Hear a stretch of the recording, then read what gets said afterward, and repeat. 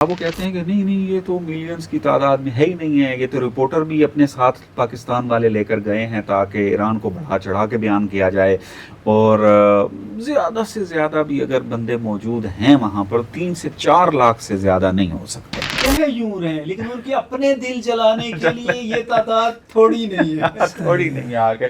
ایک طرف اس نے اسامہ بن لادن کا جنازہ دکھایا، اس کا ایک جنازہ سے مراد اس کی تصویر دکھائی فوت ہوئے کی نا، ایک طرف اس نے جو ہے وہ قذافی کی دکھائی اور ایک طرف صدام کی. کہتا ہے کہ ان تینوں کے جنازے تو گمنامی میں ہوئے ہیں. ٹھیک.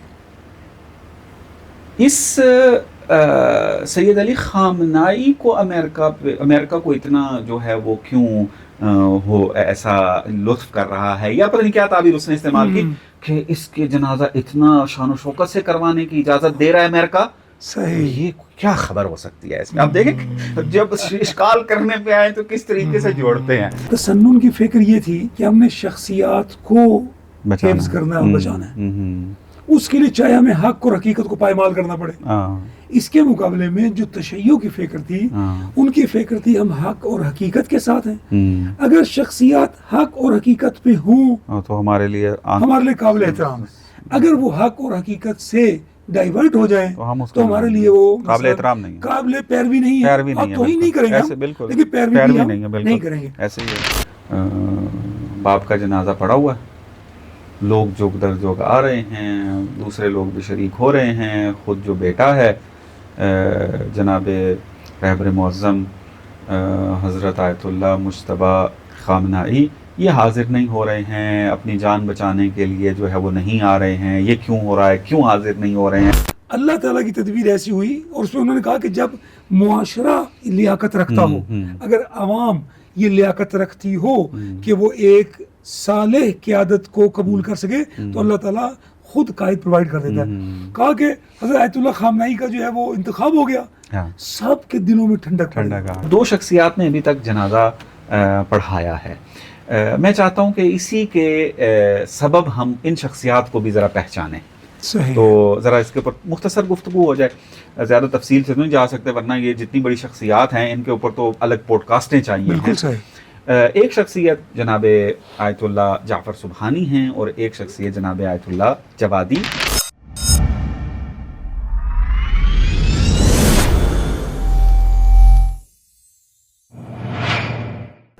اعوذ باللہ من الشیطان الرجیم، بسم اللہ الرحمن الرحیم، الحمد للہ رب العالمین. ناظرین، آپ جانتے ہیں کہ بہت حساس دنوں سے ہم گزر رہے ہیں. جناب رہبر معظم ان کی شہادت ہوئی اور 4 ماہ تک ان کے جنازے کی جو مراسم ہیں وہ انجام نہ پائے. اس کے اوپر ہم پچھلے پروگرام میں ڈسکس کر چکے ہیں. اب رہبر معظم کے جنازے کے حوالے سے اقدامات ہو رہے ہیں. تہران میں جنازہ ہو چکا، قم کے اندر بھی جنازہ جو ہے وہ ہو چکا، تشییع ہو گئی. اب نجف کی طرف اور کربلا کی طرف جو ہے وہ تشییع ہو رہی ہے. جب ہم ریکارڈ کر رہے ہوں تو یعنی اگلا دن جو ہے وہ کربلا اور نجف کے اندر تشییع ہوگی اور وہاں پر بھی نماز جنازہ پڑھی جائے گی. تو چونکہ یہ ماحول جو ہے وہ رہبر معظم سے مربوط ہے اور تشییع کے حوالے سے اور ان کے جنازے کے حوالے سے سوالات بھی اٹھائے جا رہے ہیں، ان کے جواب بھی ضروری ہیں دینے اور بعض دوسرے اہم نکات اس پر تبصرہ کرنا ضروری ہے. آج ہم انہی مہمانوں کے ساتھ دوبارہ آپ کی خدمت میں حاضر ہوئے ہیں. میرے ساتھ موجود ہیں جناب مولانا صفدر علی صاحب. السلام علیکم ورحمۃ اللہ. وعلیکم السلام ورحمۃ اللہ وبرکاتہ. بہت شکریہ تشریف آوری کا. اور دوسرے مہمان میرے جناب رضا ترمذی صاحب ہیں. السلام علیکم ورحمۃ اللہ. وعلیکم السلام ورحمۃ اللہ. آپ کا بھی شکر گزار ہوں کہ دوبارہ تشریف لائے اور اس اہم موضوع پر جو ہے وہ گفتگو فرمائیں گے آپ. بہرحال قم کے اندر ہم نے دیکھا کہ تشییع ہوئی اور آپ نے بھی ویڈیوز دیکھی ہوں گی. اس حوالے سے میں چاہتا ہوں 1-2 منٹ جو آپ نے اس ویڈیو کو دیکھا اور آپ کے جو تاثرات ہیں، جو ایک نئی چیز آپ کو لگی، اس کے اوپر بات کر لیں. پھر انشاءاللہ بعض سوالات ہیں میں آپ کی خدمت میں رکھتا ہوں. جی صدر. جی بسم اللہ الرحمن الرحیم. اللہم صلی علی محمد وآل آل محمد وعجل فرجهم ولعن اعداءهم. تو جس طرح کی توقع تھی ایرانی قوم سے اور خاص کر حوزہ علمیہ قم وہاں قم میں ہونے کی وجہ سے، تو اسی طرح سے شایان شان جنازہ ہوا رہبر معظم شہید کا، اور جو راہ پیمائی ہوئی، جو تشییع ہوئی مسجد جمکران سے لے کر حرم حضرت معصومہ علیہ السلام تک، وہ ایک کم نظیر، یعنی تہران تو چونکہ انٹرنیشنل شہر ہے، کیپٹل بھی تھا، اور ایران کی بڑی آبادی بھی تہران میں تھی، تو وہاں تو اس طرح کی تشییع ہونا ہی تھی. لیکن قم جو ایک چھوٹا شہر ہے، پاکستان کے لحاظ سے دیکھیں تو مثلا جیسے سرگودا یا اس لیول کا شہر ہے، جس کی اپنی آبادی بہت بڑی آبادی نہیں ہے، لیکن وہ حوزہ علمیہ ہے، وہاں پہ مرکز ہے، تو وہاں پہ اتنی بڑی تعداد کا آنا کہ مسجد جمکران ساری بھری ہو، اطراف میں لوگ موجود ہوں، اور مسجد جمکران سے لے کر حرم حضرت معصومہ تک متصل تقریباً 8 کلومیٹر میں لوگ یہ تقریباً موجود ہوں. 10 کلومیٹر تقریباً بن جاتا ہے. مثلا 10 کلومیٹر کے رقبے پر، اور وہ سڑک بھی بڑی بہت کشادہ ہے، بہت وسیع سڑک ہے، وہ مکمل بھری ہو، ہر طرف لوگ ہوں اور اس انداز میں گریہ کر رہے ہوں، تو اسی کی توقع تھی. اور یعنی کسی اور دنیا کی شخصیت، کسی اور لیڈر کے لیے تہران والا تشییع اور جنازہ چھوڑ دیں، خالی قم جتنے لوگوں کو اکٹھا کرنا، ٹرمپ لائن مرے گا یا کسی دنیا کا اور صدر یا وزیر اعظم اگر مرے، تو خالی وہ قم میں جتنے لوگ جمع ہوئے ہیں، جس شایان شان وہاں تشییع ہوئی ہے، جتنے لوگوں نے جنازہ پڑھا ہے، اور لوگوں کے جو جذبات اور خیالات تھے دنیا کے بڑے سے بڑے لیڈر کے لیے آج کے دور میں، وہ بھی فراہم کرنا ممکن نہیں ممکن نہیں ہے. تو آپ کی اس بات کی تائید میں وسیم بادامی صاحب جو ایئر وائی کے جو ہیں کام کرتے ہیں، اس میں نے ان کا کلپ دیکھا جو وہ رپورٹنگ کر رہے تھے. وسیم بادامی صاحب کہتے ہیں کہ قم کا جو جنازہ جو تشییع ہوئی ہے یہ تہران سے بہت مختلف ہے. تعداد کے اعتبار سے دیکھیں تو تہران سے زیادہ لگ رہی ہے، اور جو کیفیت ہے وہاں کے مومنین کی، وہ کیفیت بھی کہتے ہیں کہ بہت زیادہ غمگین، غم والی، گریے کی کیفیت، اور جوک در جوک جس طریقے سے آ رہے تھے. تو قم کی ایک امتیاز اور خصوصیت جو ہے وہ خبر نگاروں کی اگر ہم زبانی دیکھتے ہیں تو وہ وہی متفاوت، اور آپ کی بات کی تائید کرتے ہوئے کہ اس میں بہت فرق نظر آ رہا تھا. اور پھر جس طرح حضرت آیت اللہ العظمیٰ جوادی عاملی نے جس طریقت انگیز انداز میں وہ نماز جنازہ پڑھائی، رہبر معظم کی اس میں جو خصوصیات ہیں ان کا جس انداز میں ذکر کیا، وہ خود ایک بے نظیر ہے. بالکل. آگے رضا بھائی چاہوں گا آپ بھی اپنے. بسم اللہ الرحمن الرحیم. اللہم صلی علی محمد وآل محمد وعجل فرجہ. جیسا کہ صدر بھائی نے کہا، آپ نے بھی فرمایا، بالکل میرے بھی احساسات اسی طرح ہیں.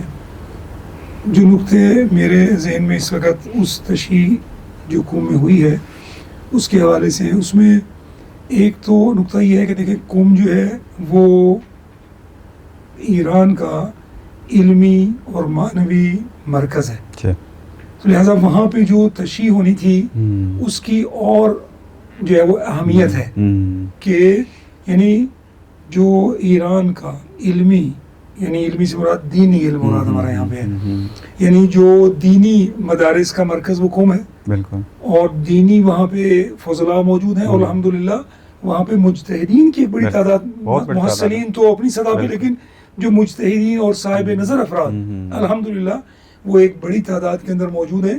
اور اس میں ان کا دیکھیں یہاں پہ نقطہ جو بیان کرنا چاہ رہا ہوں میں وہ یہ کہ ایک دفعہ عوام کو ساتھ ملا لیں، یہ کوئی اتنا مشکل کام نہیں ہے. عوام آپ سے محبت کرتی ہو، اس میں ہم پاکستانی معلوم ہے کہ ہمارے ایک بعض علماء، بعض سیاستدان وہ مثلا عوام کو فریب دینے میں کامیاب ہو جاتے ہیں، لیکن یعنی آپ کے ساتھ انٹلیکچوئل افراد ہوں، علماء ہوں، یہ آسان کام نہیں ہے. دینی ادارے سارے متفق ہوں، یعنی وہ آپ سے اپنی محبت کا اظہار کرے. اس کا مطلب ہے یہ شخصیت جو تھی ان کے اندر بہت گہرائی تھی، بہت ان کے اندر جو ہے وہ یعنی پوٹینشیل تھا، جس کی بنیاد پہ اہل علم افراد وہ ان کے لیے تعظیم و تکریم کے لیے وہاں پر آئے. ایک یہ نقطہ. دوسرا یہ کہ یعنی واقعاً یعنی تہران والا جنازہ اپنی جگہ، قم والا یعنی زندہ قومیں ان کا مزاج یہ ہے کہ وہ اپنے رہبروں کو، اپنے لیڈروں کو یاد رکھتے ہیں، ان کی تکریم. متاسفانہ ہمارے یہاں پہ یعنی اللہ آپ بھی مجھ سے بہتر جانتے ہیں کہ جن اشخاص نے پاکستان کے لیے کام کیا، حالانکہ غیر ملکی ہاتھ یا ہماری مثلا ناقدری، ان کو وہ اہمیت نہیں دی جاتی. یہ مردہ قوموں کی نشانی ہے. زندہ قومیں جنہوں نے ان کے لیے خدمت کی ہے ان کو یاد رکھتی ہیں. اور اس سے خود رہبر کی بھی شخصیت، چونکہ یہ جو احترام ہے یہ زبردستی کریٹ نہیں کیا جا سکتا. آپ کتنے لوگوں کو زبردستی نکال سکتے ہیں؟ یہ 10 کلومیٹر کا راستہ جو ہے وہ یہ زبردستی نہیں بھرا جا سکتا. ٹھیک ہے. ہاں اس کے اندر یہ ہے کہ واقعا لوگ رہبر کے کردار کی وجہ سے، رہبر کی شخصیت کی وجہ سے، انہوں نے جو اپنی مدیریت اور جو رہبری کے اندر جو خدمات انجام دی ہیں ان کو دیکھتے ہوئے یہ ملت جو ہے وہ خود جوش نکلی. واقعا جو ہے وہ بے نظیر ہے. قوم کا بھی جو ہے وہ، اور یہ بھی مد نظر ہے شخصیت بھی مثلا ایسی شخصیت نہیں ہے کہ صرف مذہبی رہنما ہو جس نے کوئی امر و نہی نہ کیا ہو، مدیریت نہ کی ہو، خالی مذہبی روحانی پھونکا لگا دیا، خالی تقدس کا لباس اوڑھا رہا، کسی کے لیے جگہ تنگ نہیں کی، کسی کو امر نہیں کیا، نہیں کی، روک ٹوک نہیں کی. تو ایسے بندے سے بہت سارے لوگ راضی رہتے ہیں. بالکل صحیح. لیکن رہبر معظم تو اس پوسٹ کے اوپر تھے جہاں پر سزائیں بھی مل رہی ہیں، انہی کی طرف نسبت جا رہی ہے، جہاں پر ان کو معزول بھی کیا جا رہا ہے، جہاں پر اقتصادی مشکلات ہیں وہ ان کی طرف پلٹ رہی ہیں. لیکن ان ساری چیزوں کے باوجود ہم دیکھ رہے ہیں تہران کے اندر بھی کروڑوں میں لوگ آئے اور قم کے اندر بھی بہت باشکوہ. واقعی الحمدللہ ایران نے ایک نئی جان اپنے اندر پیدا کی ہے. اور انقلاب جو ہے میں یہ سمجھتا ہوں، بلکہ بہت سارے شاید دوسروں کی بھی رائے یہی ہو، ایک سوشیالوجی کے اندر ایک بحث پائی جاتی ہے کہ جب ایک انقلاب آتا ہے تو یہ ایک مرتبہ یہ اٹھان آتی ہے اس کے اندر، اور پھر اس کے بعد جو ہے یہ انقلاب دوسری تیسری نسل کے بعد یہ مستقیم خط کھینچتا ہے، ایسے آگے بڑھتا ہے. پھر ایک مرحلہ آتا ہے جہاں ڈکلائن شروع ہوتا ہے. اب یہ جو لائن ہے نا سیدھی جو چلنی ہوتی ہے، جو ترقی کی ہوتی ہے، یعنی تیسری نسل چوتھی نسل کے اندر آ کے یہاں یہ خط کھینچنا جو ہے یہ امت کے اس شعور کے اوپر ڈیپینڈ کرتا ہے کہ اس نے جلدی ڈکلائن کی طرف جانا ہے یا زیادہ لمبی کھینچ کر جانا ہے اس نے. تو ایران نے 47 سال سے زیادہ عرصہ جو ہے وہ تقریباً 47 سال سے اوپر ہو گئے ہیں انقلاب کو جو ہے، اور آپ دیکھ رہے ہیں کہ نوجوان جو ہیں وہ تھوڑی سی تبدیلی آئی دشمن کے پراپوگنڈے کی وجہ سے، جہالت کی وجہ سے، غفلت کی وجہ سے، بعض اقتصادی مشکلات کی وجہ سے، مسئولین کی غفلت بالکل حکومت کی غلط پالیسیوں کی وجہ سے، تو تھوڑا سا کمی آئی. تو محسوس یہ ہو رہا تھا کہ یہ نا غلط ہو رہا ہے، انقلاب کی وہ ارزش، اقدار، ویلیو جو ہے نا وہ تھوڑی کم نظر آ رہی ہے بعض جوانوں کے اندر. لیکن رہبر کی شہادت نے بالکل جیسے ہوتا ہے ریفریش کر دینا، ریفریش ہو گیا ہے، بالکل وہی حالت بن گیا جو امام خمینی انقلاب لائے تھے، اور جو جذبہ موجود تھا ایرانی قوم کے اندر میرا خیال میں اس سے بھی بڑھ کر ہے، چونکہ اب شہادت کے ذریعے تو پھر اور جذبہ بڑھ گیا. تو میں یہ سمجھتا ہوں کہ امام خمینی جو انقلاب لائے اور پھر یہ 47 سال تک چلا اور 50 سال کے قریب پہنچا ہوا ہے، رہبر کی شہادت نے اس کو مزید 50 سال جو ہے نا اس کا انشورنس کر دی ہے. بالکل اب یہ گراف بالا پھر سے جو ہے وہ بالکل وہ قرآن پاک کی جیسے آیت ہے کہ عسیٰ ان تکرہوا شیئا وہو خیر لکم. تو لہذا رہبر کی جو شہادت ہے یہ ظاہراً تو ایک مثلا بہت دردناک چیز ہے، لیکن الحمدللہ جیسے انقلاب اسلامی ایران کے فوراً بعد یعنی 1 سال ہوا تھا کہ اس پر جنگ مسلط کر دی گئی، یعنی اصل میں 1 سال عمر نہیں ہے کسی انقلاب کی، لیکن وہ جو 7-8 سال جنگ جاری رہی اس نے انقلاب کو ان 40 سالوں کے لیے محفوظ کر دیا. بالکل ایسے ہی. اسی طرح یہ جو جنگ ہوئی ہے دیکھنے میں اس میں درد ہے، نقصان ہوا ہے، لیکن انشاءاللہ اس جنگ کی وجہ سے ایران جو ہے وہ مزید جو ہے آپ دیکھ لینا. انشورڈ ہو گیا. آپ کی اس بات سے مجھے ایک اور بات سے بات نکلتی ہے. آپ خود ایران رہے، آپ بزرگوار، تو ایک چیز بہت نا زیادہ ایرانی بیان کرتے تھے اور کرتے ہیں کہ 8 سالہ جنگ نے نا ہمیں مستقل بنایا ہے. صحیح. چونکہ 8 سال جنگ رہی ہے، اب کوئی ملک ہماری مدد نہیں کر رہا. حتیٰ ایران کی حالت یہ تھی کہ وہ باڑ جو ہوتی ہے لوہے کی، وہ خاردار جو تار ہے وہ بھی کوئی جو ہے وہ دینے کو تیار نہیں تھا. یہ چیز سبب بنی کہ ایرانی جو آپ یوں کہہ لیں کہ وہ جو صلاحیتیں تھیں انہوں نے کہا کہ اب ہم خود ہی کچھ کریں گے. اور پھر اس 8 سالہ جنگ نے ایران کو اتنا مضبوط کیا کہ 2 سپر پاور آج تک اس کو 1 انچ بھی پیچھا نہیں کر سکی. بالکل صحیح. یہ اس طرح. اور اب یہ جو جنگ ہے، اب اس میں دیکھیں جو 12 روزہ جنگ ہوئی تھی، جی F-35 جو ہے وہ آسمان پر گھوم رہے تھے، آسانی سے دندرا رہے تھے، ان کو روکنے والا کوئی نہیں تھا چونکہ وہ ریڈار میں آ نہیں رہے تھے. صحیح. 12 روزہ جنگ جیسے ہی ختم ہوتی ہے اور اگلی جنگ یہ جس میں رہبر شہید ہوئے ہیں، 8 ماہ کا فاصلہ ہے. اس 8 ماہ کے فاصلے کے اندر انہوں نے ایک ایسا سسٹم ایجاد کیا جس نے F-35 کو گرایا بھی اور دوسرا F-35 اس کو لاک کیا. صحیح. اور یعنی وہ پھر جان بچا کے بھاگ گیا اور اس کو فائر نہیں کر سکے. تو یہ 8 مہینے کے اندر جو ہے انہوں نے ایک ایسی ٹیکنالوجی بنائی کہ دنیا آج تک دنگ ہے، کہ جس کو آج تک کوئی سپر پاور جو بن چکی ہیں ٹیکنالوجی کے اندر وہ بھی حیران تھی کہ ہم نہ آج تک F-35 کو جو ہے وہ ریڈار میں اس کو ٹارگٹ کر سکے، اس کو لاک کر سکے. ایرانیوں نے 8 مہینے کے اندر کیا ہے. اور خدا نے اس بندے کو، انجینئر کو یا اس سائنسدان کو شہادت پر بھی فائز کیا. وہ خدا انشاءاللہ ان کے شاگردوں کو اس قابل بنائے کہ وہ مزید اور ترقی اس کو آگے لے کر چلیں.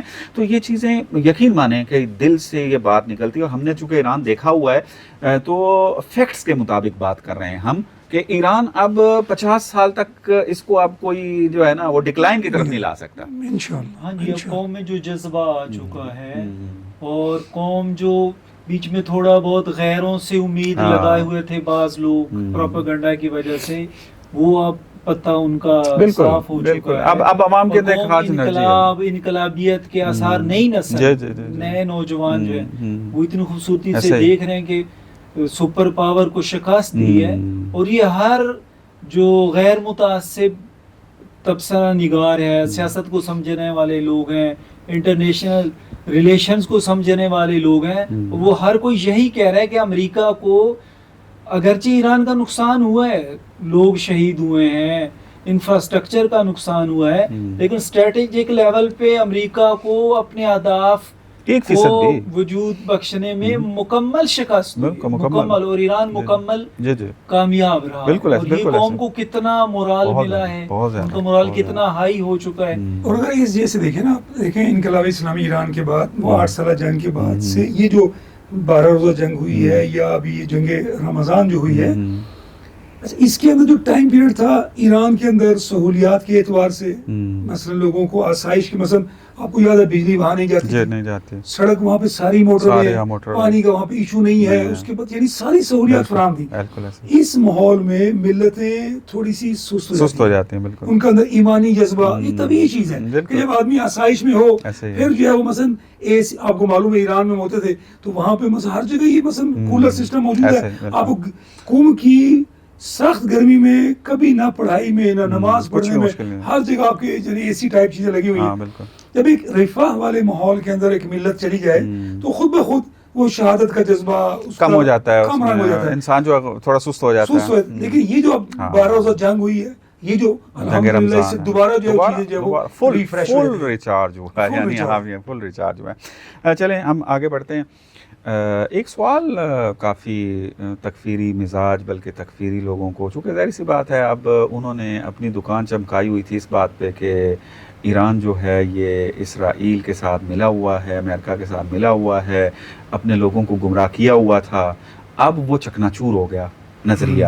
اب چکنا چور ہونے کی وجہ سے اب جوان تو حقیقت کی طرف جا رہے ہیں کہ بھائی تم لوگوں نے ہمیں دھوکے میں رکھا ہوا تھا، اور یہ تو سب سے بڑی قربانیاں تو یہ دے رہے ہیں. ان کے بڑے لیڈر جو ہے وہ شہید ہو گئے، ان کی قیادت شہید ہو گئی ہے. تو یہ مل ملا کے تو نہیں یہ کام ہوتا نا، مل ملا کے چھوٹے بندوں کو مروایا جا سکتا ہے، اپنے آپ کو کون مرواتا ہے. تو یہ چکنا چور ہوا ان کا نظریہ. اب جوان جوک در جوک حقیقت کو جاننے کے لیے تڑپ رہے ہیں اور حقیقت کو جان بھی رہے ہیں. تو اب وہ مختلف ہتھ کنڈے استعمال کر رہے ہیں، کبھی کوئی اعتراض کبھی کوئی اعتراض. اب شہادت ہوئی ہے کہ اعتراض ہوئے، چونکہ وقت گزر گیا، ابھی ہم اس پہ نہیں جاتے. ابھی موجودہ حالت میں ہم آتے ہیں کہ یہ تشییع ہوئی، یہ جنازے میں شرکت ہوئی اور ملینز کی تعداد میں ہے. اب وہ کہتے ہیں کہ نہیں یہ تو ملینز کی تعداد میں ہے ہی نہیں ہے، یہ تو رپورٹر بھی اپنے ساتھ پاکستان والے لے کر گئے ہیں تاکہ ایران کو بڑھا چڑھا کے بیان کیا جائے، اور زیادہ سے زیادہ بھی اگر بندے موجود ہیں وہاں پر 3 سے 4 لاکھ سے زیادہ نہیں ہو سکتے. تو یہ سارا پراپوگینڈا ہو رہا ہے. میں چاہتا ہوں کہ یہ جو آپ نے ویڈیوز دیکھیں، پھر آپ ایران میں چکے رہے ہوئے ہیں، ایرانی قوم سے بھی واقف ہیں، اور پھر وہاں پہ رابطے بھی ہیں، ہمارے دوست احباب رشتہ دار اور سارے وہاں رہتے ہیں، ان کو مد نظر رکھتے ہوئے یہ جو تعداد کے اوپر اعتراض کیا جا رہا ہے، یہ آیا درست ہے ایسا کہ اس کو واقعاً ہم مبالغہ کر رہے ہیں یا نہ فیکٹس کچھ اور کہہ رہے ہیں؟ اس میں کچھ لوگ تو ہیں وہ جس طرح ایران میں کہتے ہیں منافقین کور دل، یعنی ایسے لوگ ہیں کہ جن کا دل سیاہ ہو چکا ہے، حقیقت دیکھنے سے عاجز ہیں، اپنے گناہوں کی وجہ سے، اپنے باطل نظریات پر ڈٹے رہنے کی وجہ سے ان کا دل سیاہ ہو چکا ہے. انہیں تو ظاہر ہے وہ جتنی بھی تعداد ہو، ایران میں ہر چیز غلط نظر آئے گی، چونکہ ان کا دل اندھا ہے. جب دل اندھا ہو جائے تو آنکھیں پھر نہیں صحیح نہیں دیکھ پاتی. لیکن جو لوگ جاننا چاہتے ہیں اور دیکھ رہے ہیں، سب سے پہلا نقطہ تو یہی دیکھ لینا کہ خالی ایرانی نہیں کہہ رہے، پاکستانی رپورٹرز نہیں کہہ رہے، بلکہ خود آپ مثلا دنیا کے جو بڑے چینلز ہیں، آپ مثلا الجزیرہ انٹرنیشنلی بہت انگلش اور عربی میں دیکھا جاتا ہے، ملینز میں اس کے سبسکرائبرز ہیں اس کی سائٹس پہ، اور وہ حوالہ دیا جاتا ہے اس کا. ہاں اس کا حوالہ دیا جاتا ہے، میڈیا میں ایک بڑا نام ہے، تو وہ ملینز کی بتا رہے ہیں. بالکل اتنے دن سے وہ ان کی پہلی خبر ہی مین ہائیڈنگ ہے ان کی. آپ یوٹیوب کھولیں، ان کی سائٹ کھولیں، ہر جگہ آپ کو وہ ایران کا یہ تشییع، اور تب سے وہ کہہ رہے ہیں ملینز کی توقع ہے، اور پھر اب وہ اقرار کہہ رہے ہیں کہ ملینز ہیں، یا تو CNN والے ملینز کی بات کر رہے ہیں. لیکن یہ بعض پردل لوگ ایسے ہیں کہ ان کو نہیں نظر آئیں گے. اصل میں ان کے وہ دال نہیں گلتی نا، کہ اگر وہ ملینز کی تعداد مان لے تو پھر وہ جو پراپوگینڈا ہے جو مغرب کا تھا، اور یہ بھی اسی کو لے کر چل رہے تھے کہ عوام ناراض ہے، ایران جو ہے وہ اسلامی نہیں ہے، آپس میں تو یہ ساری گر جاتی ہیں. چونکہ یہ اسی چیز کا کھا رہے ہیں نا، چونکہ انہوں نے پاکستان کے اندر عوام کو لڑانا ہے، جھگڑا ڈالنا ہے، شیعہ سنی، ایرانی پاکستانی، تو انہوں نے اسی سے اپنی روٹی فراہم کرنی ہے، اور یہ کام کر کر کے اب ان کا دل سیاہ ہو چکا ہے. پھر دوسرا نقطہ یہ جو محترم ناظرین ان کو توجہ کرنی چاہیے کہ وہاں ایک وقت میں یہ نہ سوچے کہ مثلا اتنے کروڑ لوگ کی بات اور 2 کروڑ لوگوں کی ایک جگہ پہ ہو رہی ہے، ایک ہی جگہ ایک وقت میں اکٹھے ہوئے ہیں. یوں نہیں تھا. مثلا تہران میں مسلح میں رہبر معظم کے جسد اطہر کو رکھا گیا تو لوگوں کو زیارت کے لیے دعوت دی گئی. پہلے دن تو وہ سیاسی لوگ جو وفود آئے 100 ملکوں سے وفود آئے ہیں، انہوں نے آ کے عرض ادب کیا ہے، تعظیم کی ہے. اس کے بعد سے عوام کے لیے رکھا گیا، اور وہ لوگ آتے تھے، ایک طرف سے آتے دوسری طرف وہی نکلتے جائے. تاکید یہ تھی کہ آپ نے زیارت کرنی ہے، عرض ادب کرنے، اور آپ نے یہاں رکنا نہیں ہے. 15 منٹ تک رکیں اور پھر نکل جائیں. یہ سلسلہ جاری رہا. لوگ ایک طرف سے آ رہے ہیں، دوسری طرف سے نکل رہے ہیں، اور مسلح بھرا ہوا ہے، اس کے اطراف بھرے ہوئے ہیں. پھر جنازے کے ٹائم خود مسلح جو اتنی بڑی جگہ ہے وہ بھرا ہوا ہے. اطراف کی سڑکیں، گلیاں تک لوگ موجود ہیں.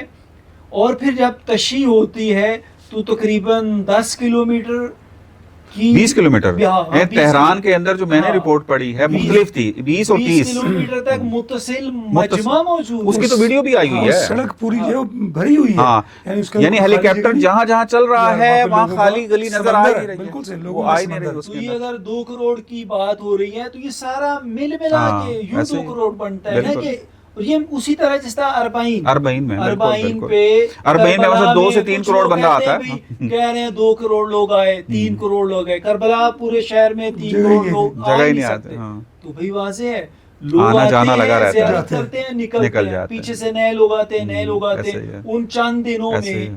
8 10 20 دنوں میں 2 کروڑ لوگ وہاں پہ بالکل. آتا ہے نا کہ ایک ساتھ بالکل کربلا میں جمع بالکل ایسے. ہوتے ہو. اور پھر یہ کہ جب جنازہ ہوا ہے اگر آپ اس کی فوٹیج بھی دیکھ لیں مصلی کے جو ارد گرد جگہ ہیں نا گلیاں چاروں طرف سے آپ دیکھ لیں جہاں تک جماعت جو ہے وہ متصل ہو سکتی ہے آپ دیکھیں ایک لمبی قطار لگی ہوئی ہے. ایسا ہی ہے. آپ کبھی ویو دیکھیں جو ہیلی کاپٹر سے لیا گیا ہے تو آرام سے جنازے کے اندر بھی آپ ملینز کی بات کر سکتے ہیں یعنی جو پھیل کے ہوئے تھے. اگر کوئی مصلی کی بات کر رہا ہے تو مصلی میں تو ہمارا بھی دعویٰ نہیں ہے. مصلی اور مصلی کے گرد و نواح اس کے اندر خود جنازے کے اندر جو ہے وہ اتنی بڑی شرکت تھی اور یہ آنا جانا تو پھر الگ ہے نا. اس کا ایک میرا خیال میں ایک جو دلیل ہم دے سکتے ہیں خود میٹرو کا جو ریکارڈ ہے جو ایران میں تہران کا جو میٹرو کا ریکارڈ ہے بہت بڑی ایک میٹرو جو سفر کے لیے استعمال ہوتی ہے وہ تو ڈاکومنٹڈ ہوتا ہے کہ ٹکٹ لے رہے ہیں پھر بیٹھ رہے ہیں مثلا اس طریقے سے. تو ان کے بارے میں جو خبر آئی ہے وہ یہ کہ انہوں نے 70 سے 71 لاکھ افراد کا بتایا ہے کہ اس دن یعنی اس دن ایک دن جو ہے وہ سفر ہوا ہے میٹرو کے اندر. یہ تو میٹرو ٹرین سے لوگ آئے باقی لوگ شخصی ہے بسیں ہیں شخصی گاڑیوں کے ذریعے آئے وہ ایک الگ ہے مثلا آگے. تو یہ میرا خیال میں مقامی قریبی بالکل قریبی لوگ جن کو سواری کی ضرورت نہیں اطراف کے بالکل ایسے یعنی واضح ہے. اور کم کا دیکھ لیں اب کم کے اندر بھی آپ دیکھیں نا مثلا ابھی چلے تہران کا بھی ہوگا کم کا بھی دیکھ لیں آپ جو ہم نے پہلی بات کی اپنے تاثرات کے اندر بیان کیا کہ جمکران سے لے کے حرم تک جو ہے تقریباً 10 کلومیٹر بنتا ہے ایک سائیڈ کا اور سڑک بھی بہت کھلی ہے بالکل صحیح یعنی دونوں طرف سے ہے 3 رویہ ہے جی 3 ایک طرف 3 ایک طرف ہاں بالکل موٹر وے کی طرح. اور اس کے بعد بھی بس جو ہے نا وہ جگہ خالی ہے سائڈ پہ. ہاں سائیکلوں کے لیے جی بالکل فٹ پاتھ الگ ہے یہ سارا وہ فل ہے. اب اور ویڈیو آئی جنازہ جو ہے وہ جمکران سے لے کے حرم تک متصل. وسیم بادامی کا میں بتا رہا ہوں کہ اس نے اپنی ویڈیو میں کہا ہے کہ میں نے جہاں کھڑے ہو کے جنازہ پڑھا ہے وہ 7 کلومیٹر دور ہے. یعنی وسیم بادامی صاحب کہہ رہے ہیں آ کر 7 کلومیٹر پہ اگر وہ کھڑا ہوا ہے پھر وہ کیمرہ موڑ کے دکھاتا ہے کہ دیکھیں پیچھے بھی بندے کھڑے ہوئے ہیں. تو بہرحال یہ ایک اندھا پن ہے یہ جو آپ نے کہا ہے. وہ کہہ یوں رہے لیکن ان کے اپنے دل جلانے کے لیے یہ تعداد تھوڑی نہیں ہے تھوڑی نہیں ہے. آگے اس میں کوئی نقطہ ایڈ کریں گے تو الحمدللہ ٹھیک ہے. میں آگے چلتا ہوں آگے بڑھتا ہوں. میرے نا ابھی ذہن کے اندر آیا ہے ایک سوال اسی کے اوپر بھی تھوڑا سا یہ تکفیریوں کو تھوڑا جلا ہی لیتے ہیں جل رہے ہیں یہ بیٹھ کر. تو چلیں ایک وہ کہتے ہیں نا کہ علی کا نام آئے تو منافق کے دلوں میں جو ہے وہ آگ جل پڑتی ہے. تو وہ ہمیں نظر آ رہا ہے کہ علی کا پیروکار ایک علی جو ہے وہ شہید ہوا اور یہ اب جل رہے ہیں اس کے اندر. ہمیں بھی مزہ آ رہا ہے تھوڑا سا ان کو ہم بھی چھیڑ لیں. تو ایک بندے نے پوسٹ بنائی صدر بھائی اس کو ذرا سنیے گا یہ پہلے ہم نے ڈسکس نہیں کیا. تو ایک طرف اس نے اسامہ بن لادن کا جنازہ دکھایا اس کا ایک جنازہ سے مراد اس کی تصویر دکھائی فوت ہوئے کی نا. ایک طرف اس نے جو ہے وہ قذافی کی دکھائی اور ایک طرف صدام کی. کہتا ہے کہ ان تینوں کے جنازے تو گمنامی میں ہوئے ہیں. ٹھیک اس سید علی خامنائی کو امریکہ کو اتنا جو ہے وہ کیوں وہ ایسا لطف کر رہا ہے یا پتہ نہیں کیا تعبیر اس نے استعمال کی کہ اس کے جنازہ اتنا شان و شوکت سے کروانے کی اجازت دے رہا ہے امریکہ. صحیح یہ کیا خبر ہو سکتی ہے اس میں. آپ دیکھیں جب اشکال کرنے پہ آئے تو کس طریقے سے جوڑتے ہیں. تو اس کو ذرا آپ اس طرح سے تناظر میں ذرا دیکھنے کی کوشش کریں کہ یہ تین کیا شخصیات تھیں اور رہبر کیا تھے اور پھر ان کا جنازے کیوں گمنامی میں ہوئے اور یہ کیوں جو ہے وہ اتنی شان و شوکت سے اٹھے. اس کے اوپر اگر تبصرہ فرمائے تو بڑا اس کے اندر ان کو یہ کمپیریزن کرنے میں بھی مزہ آئے گا. جو ہم پہلے بات کر رہے تھے کہ رہبر کی جو شخصیت ہے، جو کارزما ہے ان کا، جو ان کا کھچاؤ ہے، جو ان کا ایک ان کے اندر جو ایک صلاحیت تھی، ایک جاذبہ و دافعہ کی، جو کئی لحاظ سے فرق ہے. ایک تو قوم کے لحاظ سے فرق ہے، ان کے پیچھے کون سی قوم کھڑی تھی اور ادھر قوم، یعنی وہ ڈکٹیٹر تھے وہ، مثلا آپ دیکھ لیں. اب صدام تو واضح طور پہ ڈکٹیٹر تھا. اچھا پھر وہ یعنی میدان میں وہ شہید بھی نہیں ہوا، اس کا کیا ہوا کہ پھانسی دی گئی، سزا ہوا، اس میں آ گیا کہیں تہ خانے میں تھا، وہاں سے پکڑا گیا، اس انداز میں لڑتا ہوا، اس انداز میں میدان میں نکل کے، اور عوام نے ساتھ نہیں دیا، عوام اس کی ساتھ جیسے حملہ ہوا ہے آپ دیکھیں، اس نے اتنا ظلم کیا ہوا تھا، کوئی سامنے نہیں آیا آگے. یعنی آپ دیکھ لیں ایران پہ حملہ ہوتا ہے، رہبر شہید ہوتی ہے، فوج اس کی لڑی نہیں امریکہ کے خلاف، نہیں لڑی ہے وہ تو کچھ عرصے میں. اب آپ دیکھیں نا، یہیں سے مقایسہ کر لیں کہ آپ کو پتہ چل جائے گا کہ ایک طرف جو ہے وہ حملہ کرتا ہے امریکہ، اس نے صدام کو مارا نہیں، فقط حملہ کیا ہے، ٹھیک ہے، اور آپ دیکھیں کہ حکومت گر جاتی ہے. ایران میں کیا ہوتا ہے، رہبر جو شہید ہو گئے، سر ہے، قوم کا سر ہے، وہ کاٹ دیا گیا، اور پھر جو بازو تھے وہ بھی کاٹ دیے گئے، ٹھیک ہے، وہ ساری قیادت جو ہے وہ ختم کر دی گئی. لیکن جو ہے وہ عوام کیا ہے، روڈوں کے اوپر آ کے اس نظام کو کندھا دے کر کھڑا کر دیتی ہے. تو فرق نظر آتا ہے نا اس میں. ان اندھوں کو یہ دیکھنا چاہیے کہ اگر یہاں پر کروڑوں کی تعداد میں لوگ اکٹھا ہو کر ایک بہترین شان و شوکت کے ساتھ جنازے میں شرکت کر رہے ہیں اور وہ گمنامی میں گئے ہیں، تو تھوڑا سوچو. جس پہ وہ خود کہہ رہے ہیں کہ آئی ایم شاکڈ، مجھے دھچکا لگا ہے کہ یہ کیسے ہو رہا ہے، کیسے ہو رہا ہے. ہاں، تو اس میں میں چاہوں گا ایک نقطہ جو میں بنیادی طور پہ عرض کرنا چاہوں وہ یہ ہے کہ دیکھیں تشیع اور تسنن میں ایک جو بنیادی فرق ہے، شہید مطہری نے اس کو بیان کیا کہ تسنن کی فکر یہ تھی کہ ہم نے شخصیات کو حفظ کرنا ہے، بچانا ہے، اس کے لیے چاہے ہمیں حق اور حقیقت کو پائمال کرنا پڑے. اس کے مقابلے میں جو تشیع کی فکر تھی، ان کی فکر تھی ہم حق اور حقیقت کے ساتھ ہیں، اگر شخصیات حق اور حقیقت پہ ہوں تو ہمارے لیے قابل احترام ہے. اگر وہ حق اور حقیقت سے ڈائیورٹ ہو جائیں تو ہمارے لیے وہ قابل احترام نہیں، قابل پیروی نہیں ہے، تو ہی نہیں کریں گے، لیکن پیروی نہیں کریں گے. ایسے ہی ہے. نہایت افسوس کے ساتھ آج کے اس دور میں بھی کہ جب میڈیا تو بہت زیادہ، اب تو معلومات لینا آسان ہے، یعنی چونکہ Saddam Hussein, Gaddafi, Osama bin Laden, یہ ہمارے اہل سنت بھائیوں کے لیے ایک ہیرو کا کردار رکھتے ہیں، انہوں نے ان کا دقیق مطالعہ بھی نہیں کیا. بالکل. آپ قذافی کے بارے میں خود دیکھیں وہ کس طرح کی شخصیت ہے، تھوڑا مطالعہ تو کریں. آج تو اتنا چیٹ جی پی ٹی آ چکا ہے، یہ دیگر ریسورسز موجود ہیں. صدام کا مطالعہ فقط سرنڈر نہیں کر دیا تھا امریکہ کے آگے، بالکل صحیح، ایٹمی طاقت دے دیا تھا، وہ جہاز پہ رکھ کے امریکی دے دیا تھا، یعنی مسالت کر لی تھی امریکہ کے. بالکل ایسے ہی، اسی سرنڈر کے بعد ہی انہوں نے حملہ کیا، اسی کے بعد جو ہے وہ کیا. بالکل، یعنی سوچنے کی ضرورت ہے. ہمارے جوان جو ہیں نا، وہ جو تکفیری سوچ سے متاثر ہوتے ہیں یا تکفیری سوچ سے تعلق رکھتے ہیں، واقعا تھوڑا اپنا آنکھوں سے پردہ ہٹائیں، پڑھیں. ہم یہ نہیں کہتے ہماری باتیں مانیں، تحقیق کرنا شروع کر دیں، سوچنا شروع کر دیں. اس میں ظاہر بھائی دیکھیں، اس میں ایک مشکل یہی ہے کہ ہمارے اہل سنت کے جو علماء ہیں وہ اپنے جوانوں کو سوچنے اور سمجھنے سے روکتے ہیں. بالکل، غور نہیں کرنا، سوال نہیں کرنا، ٹھیک ہے، فقط بات کو ماننا ہے. ایک آدمی کے پاس دکان میں ایک نمبر پروڈکٹ ہو، کوئی بندہ آئے کہ جی میں چیک کرنا چاہتا ہوں، سوال کرنا چاہتا ہوں، جس کے پاس ایک نمبر پروڈکٹ ہوگی اسے تو کوئی ڈر اور خوف نہیں. بالکل ایسے. ہاں، جس کے پاس جو ہے وہ ملاوٹ والی چیز ہوگی وہ کہے گا نہیں جی بھائی نہیں، نیڑے نہ آؤ. بالکل جی. ابھی بھی یہ جو ہمارے اہل سنت بھائی ہیں، جوان ہیں، یہ صدام کے اوپر ریسرچ کریں، صدام کا عراق میں کیا کردار تھا. بالکل، اس نے عوام کے اوپر حکومت کس طرح کی ہے، اپنی عوام پہ کس طرح کیمیکل ہتھیار استعمال کیے. جی بالکل ایسے. ڈکٹیٹرشپ، سنی عوام بھی نہیں تھے، ان پر کس طرح کیمیکل ہتھیار استعمال کیے. بالکل ایسے ہی. قذافی کا کیا کردار تھا وہاں پہ، اس کو مقایسہ کریں. بالکل، خود ان کے اخلاقی کردار بھی کوئی اچھا نہیں تھا. وہ کیا قذافی کی جو گارڈ تھے وہ لڑکیاں ہوا کرتی تھی، ٹھیک ہے. اسی طرح پھر ڈکٹیٹرشپ بھی ان کے اندر پائی جائے. ہاں بعض کام اگر انہوں نے اچھے کیے ہوئے ہیں, جیسے قذافی کے بارے میں کہا جاتا ہے کہ امریکن مخالف بلاک اس نے بنایا ہوا تھا اور اس کے اندر وہ کام کر رہا تھا. مثلا کچھ کام جو ہے اپنے کیا نام ہے ملک کے اعتبار سے وہ قدم اٹھائے وہ اچھے کیے ہیں. لیکن ابھی ہماری بات ہو رہی ہے کہ امت کا اور لیڈر کا ان کا آپس میں کیا رابطہ تھا, اور ان کے جنازوں میں لوگ کیوں اتنے زیادہ نہیں آئے, اور ادھر جو ہے وہ جنازہ جو ہے بڑی شان و شوکت سے اٹھایا گیا, گمنامی میں نہیں ہوا. اس کے اوپر ہماری بات ہو رہی ہے. ظاہر اس میں دیکھیں بات یہ ہے کہ انسان بعض دفعہ بلند و بانگ دعوے کر سکتا ہے, لوگوں عواموں کو بہت پسند آتے ہیں, لیکن سوال یہ ہے کہ دعویٰ جو اس شخصیت نے کیا ہے آیا اس پر باقی رہا, یہ مہم ہے. اگر اس کی فکری بنیاد نہیں ہے, اگر وہ ایمان مضبوط نہیں ہے, ممکن ہے ایک زمانے میں بہت اس نے ایک بہت ہی بڑا کام کر دیا ہو, لیکن آیا اس بڑے کام پر آخر تک قائم رہا, یا اس سے جو ہے وہ بیک فٹ پہ چلا گیا.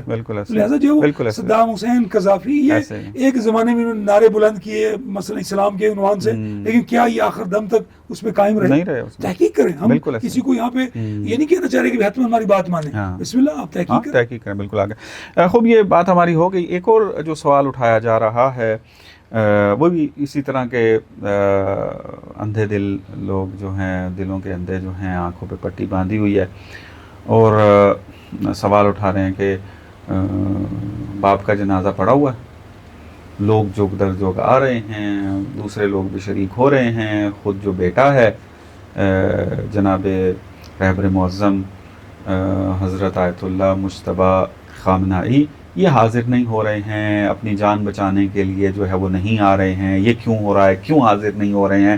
تو اس طرح کا بھی سوال کیا جا رہا ہے. اس کو بھی میرے خیال میں ہم تھوڑا تبصرہ کر لیں, کیونکہ ہاں سوال تو بے بنیاد ہے لیکن تھوڑا تبصرہ کرنا ضروری ہے, چونکہ بالآخر یہ سوشل میڈیا جو ہے نا ایک ایسی بلا ہے کہ بہت سارے لوگ چونکہ جہالت میں رہتے ہیں تو ان کے ذہنوں میں بعض بیٹھ جاتے ہیں یہ سوال. تو اس میں بھی کچھ تو لوگ وہی منافقین والی بات ہے, جس طرح کہ رسول خدا صلی اللہ علیہ وآلہ وسلم خندق کھود رہے تھے, پورے عرب کا لشکر آ رہا تھا اور مدینہ پہ چڑھائی کرنے کے لیے, تو آپ صلی اللہ علیہ وسلم خندق کھود رہے تھے, اقتصادی حالات بھی خراب تھے, پیٹ پہ پتھر باندھ کر خندق کھودی جا رہی تھی, تو ایک نیچے سے پتھر نکلا, پیغمبر صلی اللہ علیہ وسلم نے اس پر اپنا کدال مارا, چنگاریاں نکلیں, تو کہا کہ میں نے مثلا ایک دفعہ فرمایا کہ ایران کے محلات دیکھے ہیں, پھر فرمایا کہ میں نے یمن کے محلات دیکھے ہیں اور روم کے محلات دیکھے ہیں, اور فرمایا کہ تم لوگ یہ فتح کرو.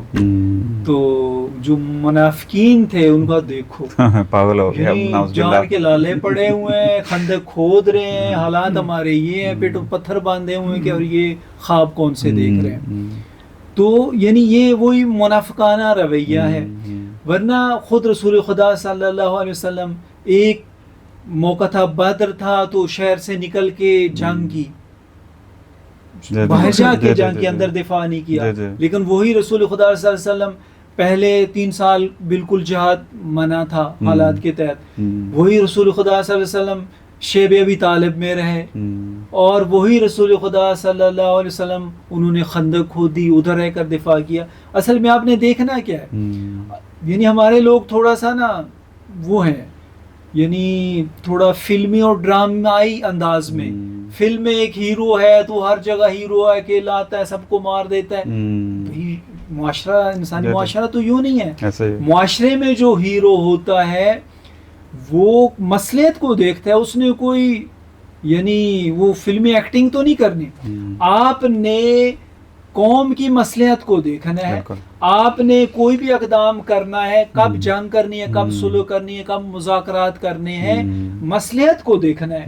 مصلحت کے لحاظ سے جب مصلحت تھی سامنے آ کے شہادت دینے کی تو رہبر معظم شہید میدان میں آ کے اس طرح شہادت کی, بینکر میں نہیں گئے اس انداز میں, اور اس کے آثار ابھی ہمیں نظر آ رہے ہیں کہ انقلاب کو نئی حیات مل گئی ہے, لوگ اسلام کی طرف متوجہ ہو گئے ہیں, ایرانی قوم کو ایک عظمت مل گئی ہے, اسلام قوم کو دنیا میں دو سپر طاقتوں کے مقابلے میں والا فوجی لحاظ سے تو آپ مثلا دیکھیں کہ سپر پاور جو اسرائیل ہے وہ بھی اس ایریا کا مڈل ایسٹ کی سب سے بڑی طاقت ہے, ٹیکنالوجی میں آگے ہے, اپنے ویپنز کے اندر تو ان کو ایڈوانس شکست دی ہے.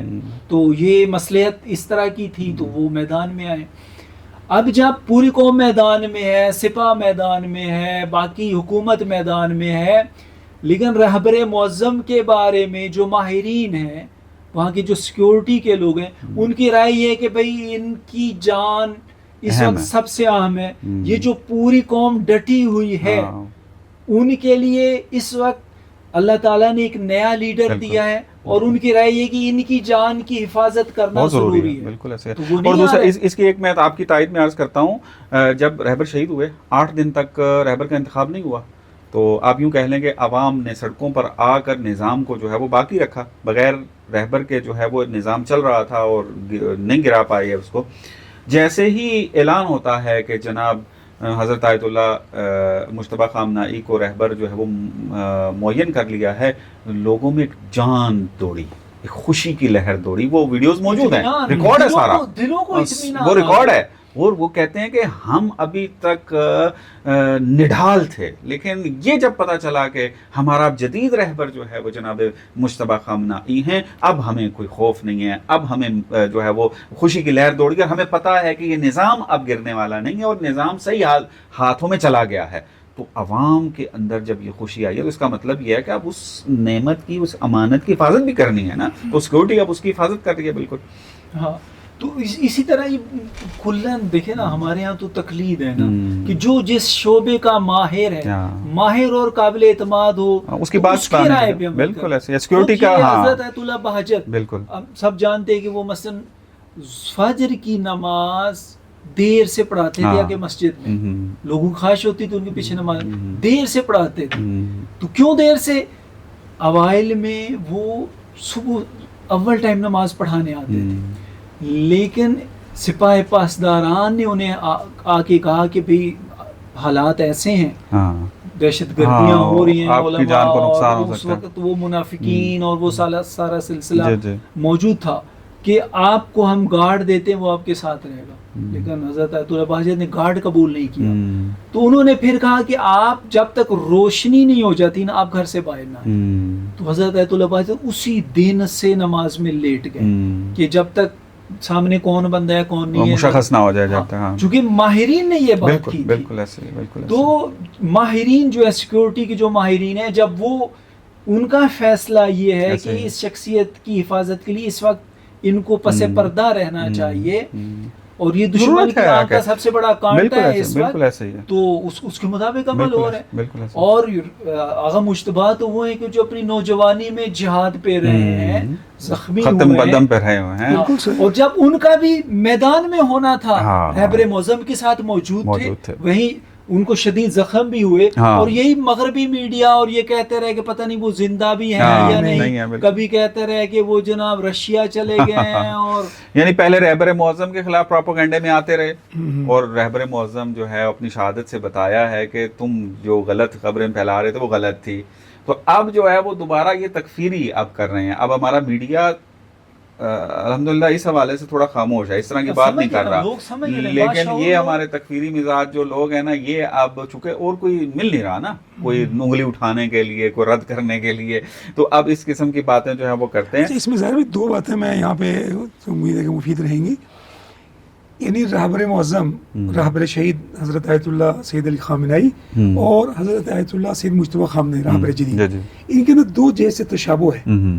ایک تشابہ کیا کہ آپ یہ دیکھیں کہ آپ تو ظاہر جانتے ہیں ایران کی جو ہے وہ انقلاب اسلامی کی تاریخ، کہ مقام معظم رہبری مثلا 6 تیر ظاہر ایرانی مہینہ جو بنتا ہے، وہ مسجد میں گفتگو کر رہے ہیں، ٹیپ ریکارڈ پھٹتا ہے، رہبری کو جو ہے وہ ڈیمیج ہوتا ہے، ان کا دایاں بازو بالکل رکھا بائیں سائڈ پہ تھا تاکہ دل پہ حملہ ہو، لیکن خدا نے ایک ایسی تدبیر کی کہ وہ ٹیپ ریکارڈر اٹھا کے ان کے دائیں طرف رکھ دیا. اچھا، اس کی وجہ سے کیا ہوا، رہبر شدید جو ہے وہ زخمی ہوئے، اور یہاں تک یہ ہے کہ ان کا ڈاکٹر ہی کہہ رہا تھا کہ رہبر نے بعد میں یہ کہا اس کو کہ میری روح ایک دفعہ پرواز کر چکی تھی، وہ تو خود ویڈیو میں کہا، میں تمہیں دیکھ رہا تھا کام کرتے ہوئے، اللہ تعالیٰ نے دوبارہ رہبر کو زندگی عطا کی. اچھا، اس سے اگلے دن ہفتے تیر، ٹھیک ہے، ایرانی مہینہ اگلے دن پارلیمنٹ بم بلاسٹ ہوتا، 72 جو ہے نا وہ بڑی بڑی ہستیاں شہید، اور رہبر نے وہاں پہ ہونا تھا، رہبر نے وہاں، اللہ تعالیٰ نے رہبر کو ایسی تدبیر کی ہے کہ وہ اس جلسے میں گئے نہیں ہیں. کیونکہ زخمی تھے. یہی صورتحال یا مشابہ اس سے یہاں ہوئی ہے.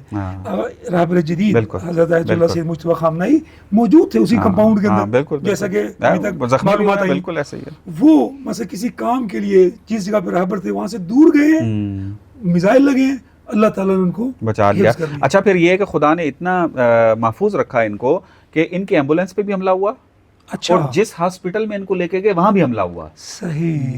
تینوں حملوں کے اندر جو گھر پہ ہوا اس میں بھی بچ گئے, ایمبولینس کے اوپر حملہ ہوا وہ بھی بچ گئے, اور جب ہاسپٹل میں لے کے گئے تو وہاں پر بھی ان کو بچا لیا. یعنی خدا کی ایسی تدبیر تھی, یعنی محفوظ رکھا. محفوظ.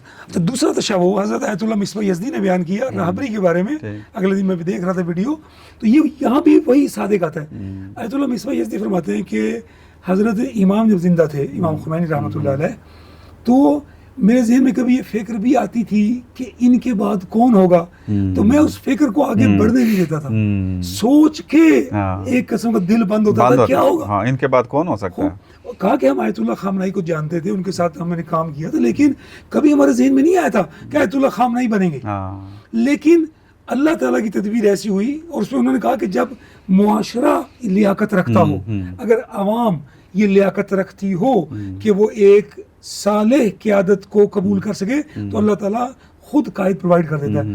کہا کہ حضرت آیت اللہ خامنہی کا جو ہے وہ انتخاب ہو گیا, سب کے دلوں میں ٹھنڈک آ گئی. اصلا توقع نہیں تھی کہ آیت اللہ خامنہی بنیں گے وہاں پہ, یعنی جو ان کا سابقہ تھا, یا مثال کے طور باقی بلا اس کا مطلب نہیں کیا, یعنی مجھے نہیں معلوم, میری اپنی کیفیت یہ تھی آیت اللہ مجتبی خامنہی کا ذہن میں آتا تھا, لیکن بہت ہی دشمن نے پروپیگنڈا کیا ہوا تھا, اور کہ یہ مجتبی جو ہیں یہ آئیں گے. صحیح. دشمن پروپیگنڈا کر رہا تھا, شخصیت کشی کر رہا تھا تاکہ یہ نہ آ سکے. بالکل صحیح. لیکن خدا نے ایسی تدبیر کی کہ وہی الحمدللہ.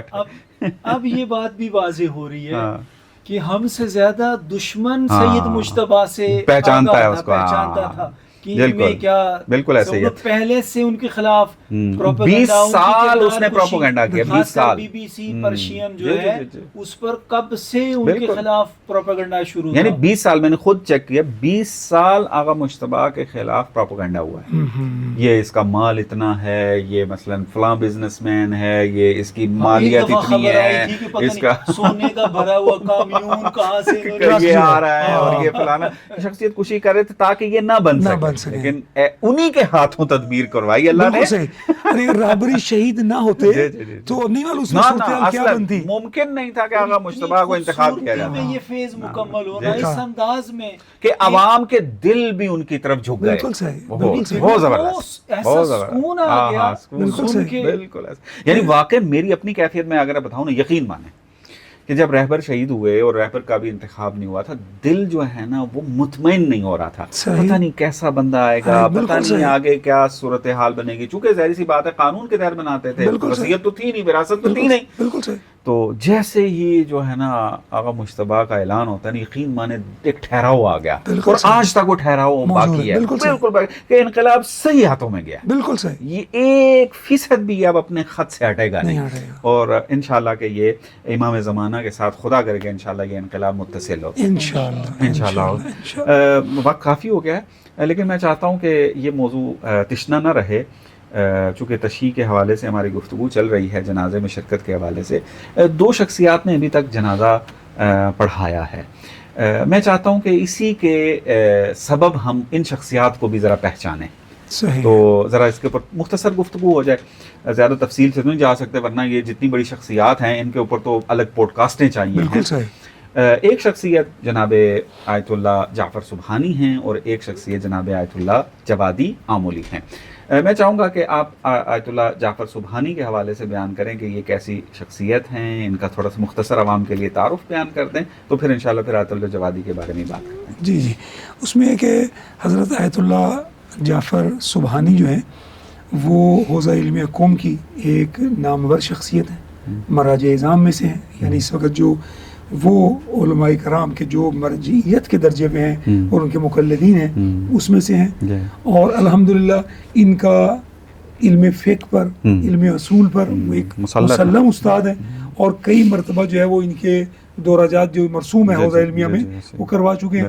اور خود اس کے بعد جو ہے مثلا حدیث پہ ان کا کام ہے, بہت زیادہ. فلسفے کے اندر ماشاء ان اللہ کی کتابیں نصاب کا حصہ ہیں. نصاب بالکل ایسا ہی, بالکل ایسا ہی. رجال میں کتاب ہے, حدیث درایت الحدیث میں کتاب ہے, فقہ اصول کی جو کتاب ہیں ان کے, عقائد کی کتاب ہے ان کے, اردو میں بھی ترجمہ ہو چکا ہے خود, یعنی جو سگے صفدر صاحب نے ذکر کیا عقائد کی جسے ہم اصطلاح کہتے ہیں علم کلام, جی بالکل, یعنی اس وقت علم کلام کے حوزہ علمیہ کم میں جو سب سے برجستہ شخصیت ہے وہ جناب حضرت علم کلام کو زندہ بھی کیا ہے انہوں نے. بالکل صحیح. فلسفے کی وجہ سے تھوڑا سا کم رنگ ہوا تھا, لیکن آیت اللہ سبحانی نے اس کو بہت زیادہ اچھا لے کر آئے. اس میں بڑا پختہ کام ہو ہے, گیا, خاص کر رد وہابیت میں بہت اچھا کام, بہت اچھا. آئین وہابیت کے نام سے اردو میں کتاب ترجمہ بھی ہوئی ہے ان کی. اور اس کے علاوہ مثلا جو ہمارے مثلا اہل سنت بھائی ہیں اور اہل سنت علماء ہیں, ان کے ساتھ جو بحث و مباحثہ اچھے انداز سے, مناظرے بہت اچھے ہیں, کتبی ان کے جو بہت زبردست, بہت زبردست ہے ان کا.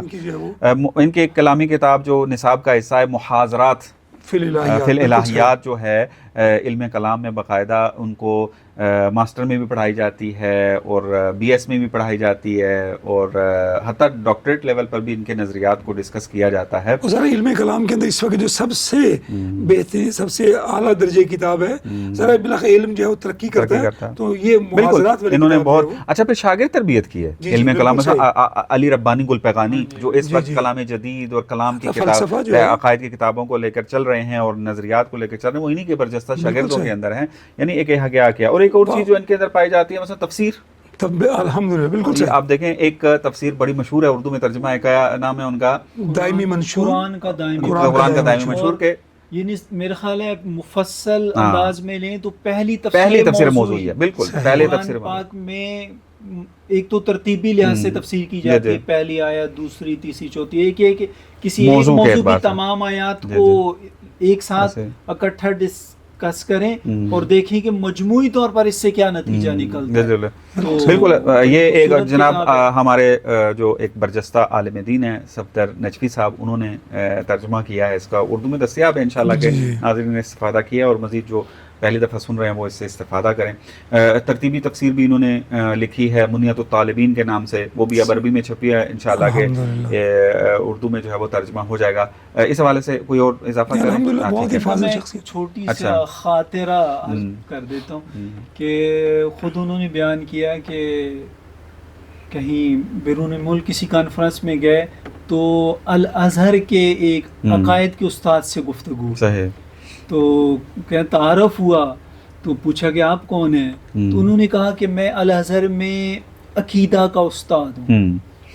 تو انہوں نے پوچھا سبحانی سے آپ اپنا تعارف, تو انہوں نے کہا, میں نے کہا کہ میں حوزہ علمیہ قم میں عقیدہ کے استادوں کا استاد پہلے سے رہا. تو پھر کہتے ہیں بات ہوئی اللہ تعالیٰ کو آنکھوں سے دیکھنے کے بارے میں, تو وہ ظاہر ہے جس طرح ہمارے رؤیت کے قائل ہیں, مثلا کم از کم قیامت میں قائل ہیں. تو اس میں نے ان سے ایک چھوٹا سا سوال کیا کہ تم جو کہتے ہیں اللہ تعالیٰ کو آنکھیں دیکھیں گی قیامت میں, حل یرا کلہ او بعضہ, وہ وہی ہینگ ہو گیا, وہی اس کو آگے سے بولا ہی نہیں کیونکہ جانتا تھا یعنی اگر کلو تب بھی مشکل ہے تو محدود ہو گیا کہ آنکھ پورے اللہ تعالیٰ کو دیکھیں گی تو اس کا مطلب ہے کہ اللہ تعالیٰ محدود ہے, آنکھ نے اللہ کا احاطہ کر لیا. اور اگر کہیں کہ بعض کو دیکھے گی تو ترکیب لازم آتی ہے کہ اللہ تعالیٰ محتاج ہونا لازم آئے گا, اجزاء سے مل کر بنا ہے, اور جو چیز اجزاء سے مل کر بنتی ہے وہ قابل فنا ہوتی ہے اور اپنے اجزاء کی محتاج ہوتی ہے. تو کہتے ہیں میں نے اس سے جب سوال کیا تو وہیں پہ آگے کچھ اس سے جواب بن ہی نہیں پایا. پڑھا لکھا بندہ سمجھ جاتا ہے کہ میں کہاں پھنس گیا ہوں اس میں آگے. چلیں, میں چونکہ وقت بہت زیادہ ہمارا ہو گیا ہے, بس آیت اللہ جوادی عاملی صاحب جو قم کے اندر انہوں نے جنازہ پڑھا اور واقعاً ایک عارفانہ آپ کہیں کہ تعبیریں جو استعمال کی ہیں کہ واقعاً ڈسکس کرنے کی ضرورت ہے, لیکن وقت چونکہ ختم ہو گیا, فقط شخصیت کے تعارف پہ ہم بات کرتے ہیں. آیت اللہ جوادی عاملی کیا شخصیت ہیں؟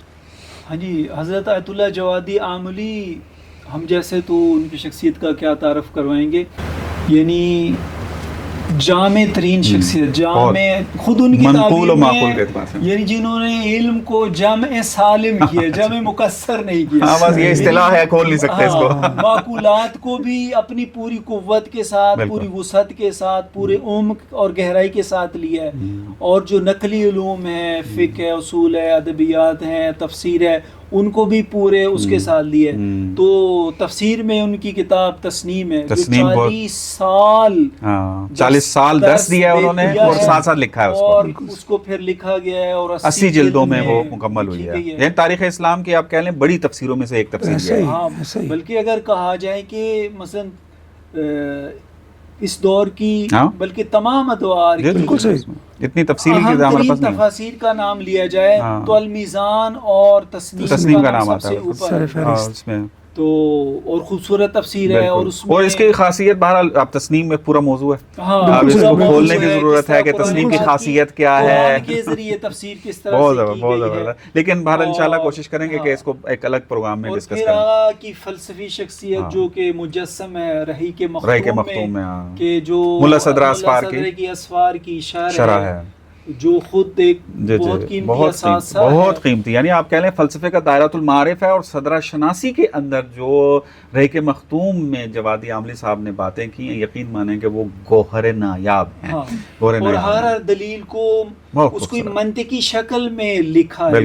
بالکل ایسے. اور یہ جو صدرہ کو پسند کرتے ہیں اور صدرہ کو پڑھنا چاہتے ہیں وہ رحیق مختوم جو ہے اس کی طرف رجوع کریں. اگرچہ اس کا اردو ترجمہ نہیں ہوا ابھی تک چونکہ علمی ماحول ہمارا اتنا زیادہ نہیں آیا کہ رحیق مختوم کو بھی ترجمہ کیا جائے، چونکہ اس کے جو ہے وہ خریدار نہیں ملتے.